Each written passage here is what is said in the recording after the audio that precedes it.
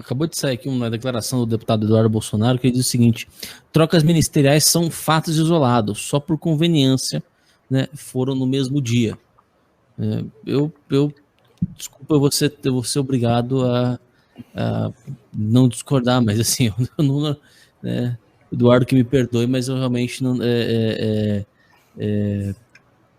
não é o que me parece. Não parece verossímil. Não parece verossímil. Não parece verossímil. Mas é o que você falou, né, o Paulo? Todos eles acontecem numa mesma chave, que não é exatamente a chave do diálogo com o Congresso, que, em tese, num processo de presidencialismo de coalizão, né, tá a regra do jogo, não houve nenhum tipo de ruptura, né, assim. Mas acontecia isso aqui também. As pessoas acham que não, mas o Trump tinha que negociar o tempo inteiro com o Mitch McConnell, por exemplo, que era o líder. Mitch McConnell era o líder da maioria, ou seja, líder dos republicanos, que seria uma espécie de equivalente. O presidente do Senado nos Estados Unidos é o vice-presidente, ele não tem poder de ditar a pauta, mas seria um equivalente a um presidente do Senado, o Mitch McConnell. E o Donald Trump teve que negociar com ele o tempo inteiro. Quando a gente reclama de certas nomeações que aconteceram para a Suprema Corte, por exemplo, elas aconteceram porque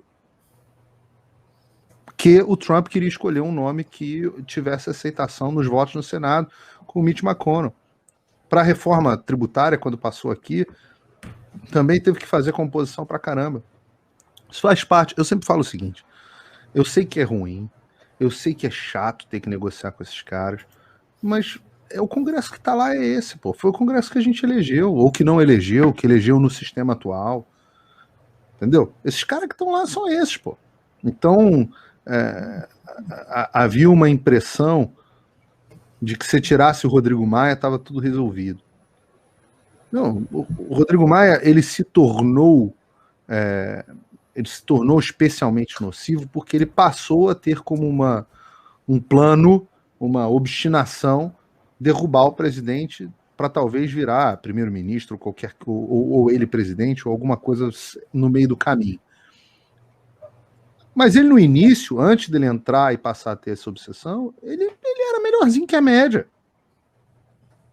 Ele era melhorzinho que a média, era um cara que no início estava para ter um diálogo, passou ali a reforma da Previdência. Ele começou a se perder mais ou menos em março de 2020, aí ele começou a enfiar o pé pelas mãos, entrou numa pinimba pessoal como presidente, entrou na ambição política. Mas no final das contas, você fica com esses caras que estão aí, são os caras que tem. Não dá para virar e falar assim, não, mas o Bolsonaro tem que fazer isso, tem que fazer aquilo. E aí entra a frase que é uma frase que eu sempre repito. O brasileiro, ele não quer uma república, ele não quer uma democracia funcionando, ele quer um ditador com quem ele concorde. Então, assim, não gostou de que o Bolsonaro está dialogando com o Centrão? Não gostou que o Bolsonaro tem que agradar aliados na composição do seu próprio ministério? Não gostou? Então, no final das contas, você quer um presidente que não precise dialogar com o Congresso. Tá bom, e aprova as reformas como? E se mantém no poder como? Porque, como o seu Sepúlveda falou, hoje você tem uma arma que é utilizada de forma equívoca, né? Equivocada, que é o impeachment. O impeachment, que deveria ser um último recurso legal, bem delimitado, ele se tornou uma arma para o Congresso, se está muito insatisfeito com o presidente, tirar o presidente do poder. Então, no final das contas, numa primeira análise, de novo, tudo isso que a gente está fazendo aqui, as coisas acabaram de acontecer, não deu tempo da gente conversar com muita gente, não deu tempo da gente ver todas as notícias, não deu tempo da gente digerir tudo. Mas se eu analisar aqui, numa primeira análise, me dá a impressão, e eu não sei se vocês dois concordam com o que eu falei, eu até gostaria de ouvir a opinião de vocês, me parece que todas essas mudanças, de certa forma, dão uma aplacada ali no Congresso, não vou chamar só de Centrão, mas no Congresso como um todo, mas sem fazer algumas coisas, sem lotear cargos, sem entregar o Ministério das Relações Exteriores na mão de um cara totalmente alinhado com o Centrão, e com isso deixar o Brasil e a política externa brasileira de joelhos para a China.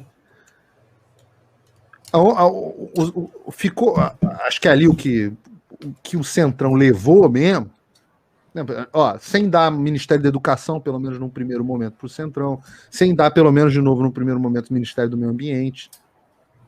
Que são feudos ali que os caras querem. Pô. O Ministério da Educação, eles são desesperados pelo Ministério da Educação. Tem dinheiro para dedéu. Ministério do Meio Ambiente, idem. Né?